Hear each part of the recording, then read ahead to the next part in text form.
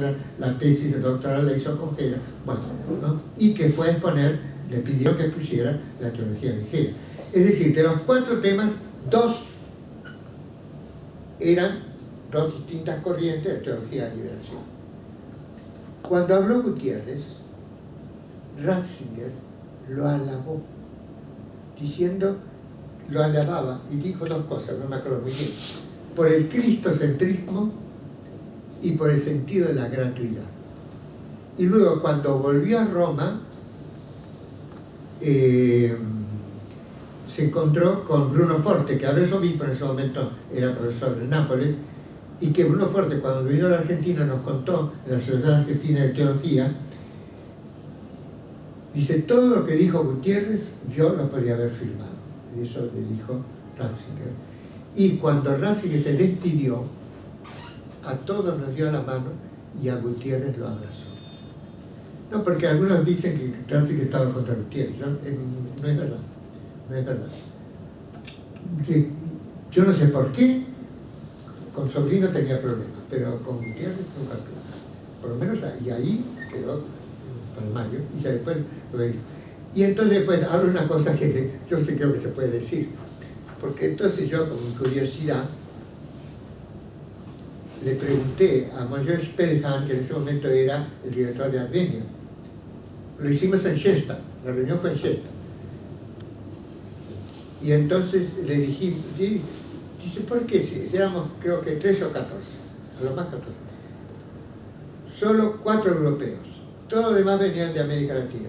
¿Por qué en vez de hacer de América Latina, lo hacen en Alemania? Le pregunté. ¿Y cuál fue la contestación? Me dijo, si Ratzinger viene a Alemania, es obvio, nadie le llama la atención. Si Ratzinger va a América Latina, todo el mundo se entera, y hubiera habido gente en el Vaticano que hubiera impedido que Ratzinger se reuniera con Gutiérrez. Eso lo dijo, ¿no? Es decir, y después cuando yo fui a la ayuda de Iglesia Necesitada, justo en ese momento era también un chileno, el encargado de Argentina, Chile, etc., ¿no? Y había una periodista chilena del Mercurio, que estaba por ahí, la conocía, y ella hizo la broma, pero que tenía verdad. Dice, si yo ahora escribo un artículo sobre este encuentro, me gano el premio Pulitzer, dijo. Es decir, ¿no? Porque nadie se enteró. Recién después se enteraron en Roma que Ratzinger se había reunido con Gutiérrez. Y me dijo, Tony Mifsud, me dijo, y quería reunirse también con Juan Luis II, pero Juan Luis murió antes. Pero eso me dijo Tony Mifsud, así es complicado. De tal manera que, digamos, la posición no era contrario, ¿no? Pero por lo menos en ese contexto, ¿no es cierto? En ese contexto. Y la otra en Lovaina, porque en Lovaina, no en Lovaina la nueva que habla francés, sino en Lovaina la vieja, digamos. Ellos dicen, los franceses dicen la viuda, la veuve, no neuve, sino veuve, que hablan neerlandés. Para los extranjeros hablan inglés, ¿no? Entonces, las facultades donde había siempre extranjeros, filosofía, teología, creo que también, no sé si historia de la iglesia, pero filosofía y teología, las mismas clases se dan en neerlandés o flamenco y en inglés. Entonces se llena de gente de lengua inglesa, de Jamaica, del Caribe, del África oriental, de la India, bueno, sí que muchos tercer mundo. No han dejado de ir porque les hablan en inglés. Antes tenía que aprender el francés. Bueno, y entonces, ahí el padre de Schreiber tiene un centro de teología de liberación, Center for Theology and Liberation. Y él tenía, y creo que sigue teniendo, la idea que hubo un cambio de paradigma en la teología de liberación. Tanto así que el libro se llama Paradigm Shift. Hubo un cambio de paradigma. Bueno, no lo ponen con interrogación. La reunión era con interrogación. Él lo afirmaba. Pero ahí la mayoría de los que venían de Asia, de África y sobre todo de América Latina, le dijimos no. no hubo un cambio de paradigma. Como la reunión con Gutiérrez y Ratzinger fue unos meses antes, fue en septiembre, y esto fue en noviembre del 96, yo aproveché que estaba con Gutiérrez y le pregunté, ¿qué te parece? ¿Va a haber esta reunión en Lovaina? ¿Hubo un cambio de paradigma? Y me dice, no. El tema de la cultura siempre estuvo presente, hubo un cambio de acento. Fue la respuesta de Gutiérrez. Y que fue en general la respuesta que se dio allí, aunque de Schreiber no estaba de acuerdo.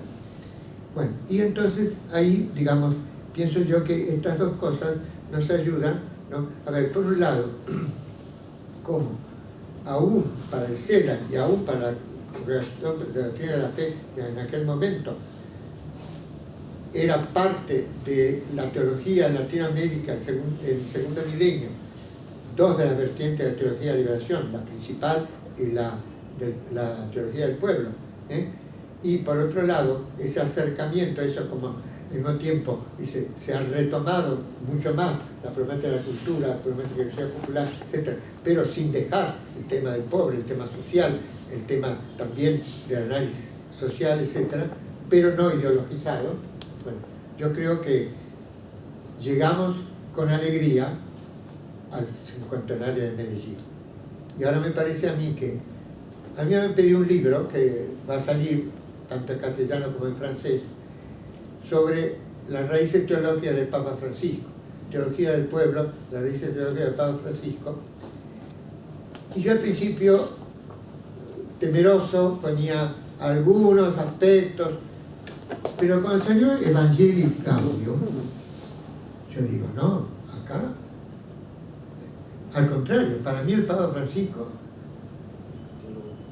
en varios puntos, no lo voy a decir porque si no me alargo demasiado, avanza sobre lo que ya habían hecho Gera y Tello. Además, por otro lado, como los trató a ellos, sobre todo Tello, que había sido suspendido divino y echado de la cátedra, que lo reivindicó y más aún escribió el prólogo de un libro del Padre Bianchi sobre la teología de Tello, pero además lo reivindicó explícitamente en la Facultad de Teología, de donde el cardenal Aramburu lo había echado, y dice, yo, así como un arzobispo lo quitó, yo como arzobispo de Buenos Aires, no usaba la palabra reivindicar, pero era de hecho una reivindicación, no solo de la persona, sino de la teología de Padre Tello. Y luego, como he recibido a Gustavo Gutiérrez, y bueno, de tal manera que el tema del pobre, tan fundamental, una iglesia pobre para los pobres, etc., yo creo que hay ahora un nuevo impulso que tenemos que aprovechar para el pensamiento latinoamericano, tanto la filosofía de liberación, la teología de liberación y una pastoral de liberación,